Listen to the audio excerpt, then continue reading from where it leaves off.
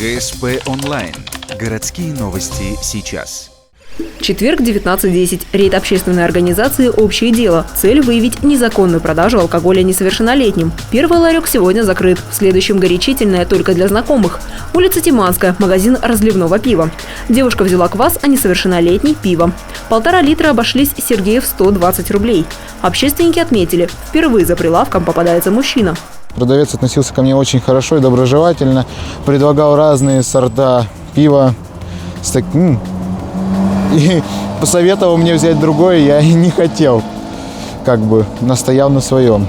Как-то так. И он мне продал. Сотрудники полиции прибыли через 7 минут. Попросили пиво той же марки, чтобы сравнить дату розлива. Вначале продавец говорил, что оно кончилось. Потом, что пиво не из его магазина, а то ли общественники с собой принесли, то ли полиция.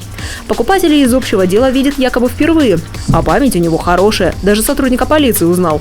В итоге бутылку и ценник изъяли. Паспорта у продавца с собой нет, поэтому его хотели увезти в отдел для установления личности. Мужчина работает неофициально, но покидать торговую точку отказался. Дескать, начальство потом оштрафует. Да я не поеду с вами никуда, я не имею права покидать рабочее место. Да как вы не имеете? Вы, может, совершили преступление? Юрист приедет. Вы, может, совершили преступление? Юрист приедет, будет разговаривать. Я не буду без юриста с вами разговаривать. А вы можете пригласить сюда юриста в Кострубу? Он уже едет сюда. Мужчина грозился, что обратится в отдел собственной безопасности с жалобой на полицейских, но все равно попросил знакомых принести документы. Продавцу светит штраф – 30 тысяч рублей.